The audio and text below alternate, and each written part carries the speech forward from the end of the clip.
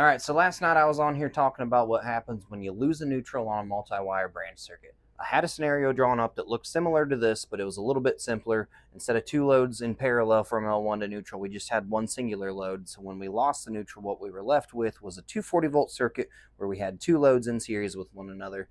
Now I'm going to go ahead and go through a more complex example, but first I wanted to go ahead and give a quick thank you to BRUNT Workwear. They sent me these about a month ago. If you guys follow me on Facebook or Instagram, you probably saw me post these when I first received them.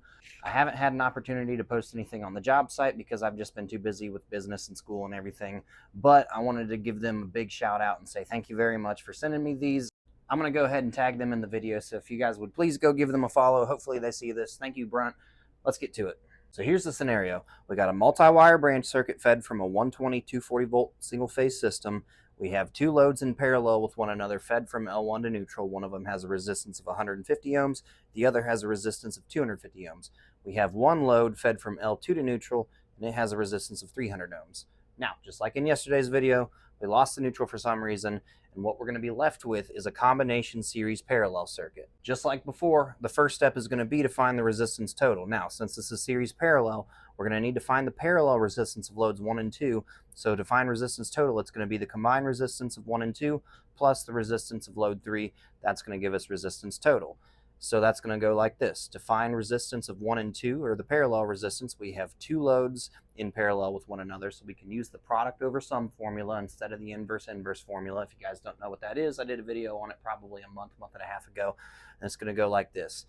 150 ohms, which is the resistance of load 1, times 250 ohms, which is the resistance of load 2, divided by 150 plus 250. That's going to come out to 93.75 ohms. Then we can go ahead and solve for RT, so that's going to be 93.75 ohms, which is the parallel resistance up here, plus 300 ohms, which is the resistance down here, for a total of 393.75 ohms. The next step is going to be to find amperage total, and that's going to go amperage total equals voltage total divided by resistance total. So IT equals 240, because that's voltage total. There's no more 120 now that we lost the neutral, divided by 393.75 ohms, which equals 0.61 amps.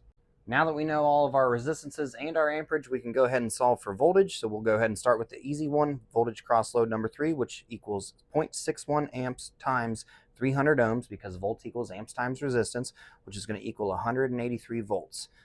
Now we're going to figure out the voltage drop across loads 1 and 2. And since these are in parallel, the voltage across both of those loads are going to be the same, and that's going to go E1 and 2 equals 0.61 amps times the parallel resistance, which is 93.75 ohms, which equals about 57 volts.